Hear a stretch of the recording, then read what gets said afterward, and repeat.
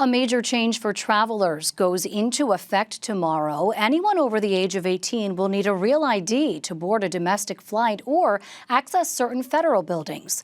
A valid U.S. passport is also acceptable, but the rollout comes 20 years after the Real ID Act was passed by Congress following recommendations from the 9/11 Commission.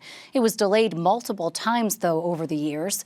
The Transportation Safety Administration says without a real ID or other acceptable form of ID, you're likely to face more screening times and travel delays. For more on what you need to know, I'm joined by Adam Stahl. He's a senior official performing the duties of Deputy Administrator at the TSA.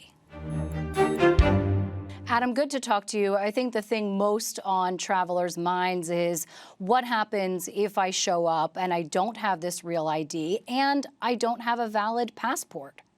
Yeah, first, thank you for having me. So if you do not have a real ID or sufficient alternative, you may be subject to additional screening measures. But if you have that non-compliant state-issued ID, the most important thing is you'll be okay. You'll get through checkpoint, but please leave yourself additional time. You may be subject to additional screening, and it may take some time, but please save some time if you do have that non-compliant state-issued ID.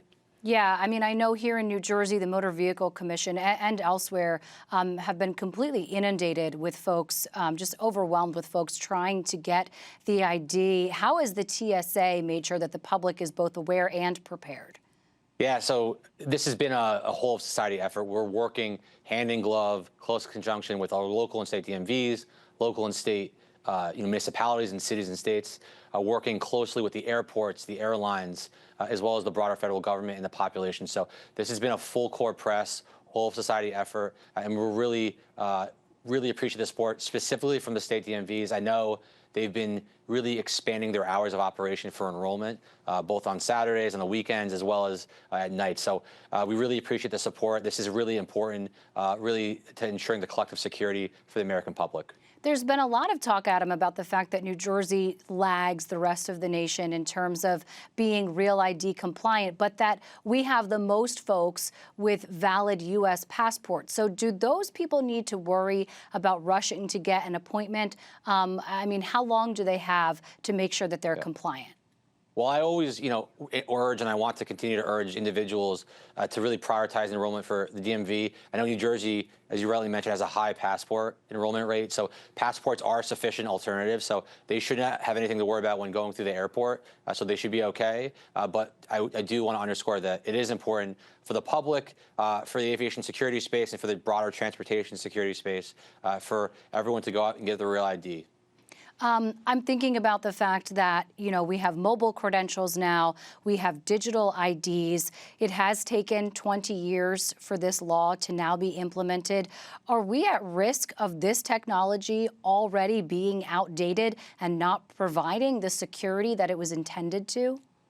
We're focused on enforcement, and I really think that this makes us safer and more secure and really brings enhanced identity and document integrity. As you mentioned, mobile identity, mobile security driver's licenses are, of course, becoming more and more popular, and there are a lot of questions about whether they're Real ID compliant or not. And I would just urge, if you have any questions or concerns ahead of travel and you have a mobile driver's license, to please engage and double check with your local and state DMV or check on TSA.gov if you have any more questions. Is the TSA planning to put more agents on the ground in these next couple of weeks for folks who may have questions or for delays in people who are still, unaware that this has been rolled out? Yeah, so we are prepared. I will say, I don't want to get into any sort of operational planning for kind of footprint security purposes, but we are prepared. We have been proactively planning, and we really don't anticipate significant issues. If you have a real ID or a sufficient alternative, you'll be able to get through the checkpoint uninterrupted. If you have a non-compliant state DMV ID, I want to underscore this: you will be okay. You will get through checkpoint. It just may be some additional screening measures that you may be susceptible to, and in turn, some additional time. So really want folks to please plan accordingly. Leave some additional time, especially if you have a non-compliant state form of ID. You know, obviously here in New Jersey, Newark Airport has been experiencing some issues not related to Real ID, but with the FAA. What's your message for folks who are already anticipating wait times, long delays and things like that, now coinciding with this new ID rolling out?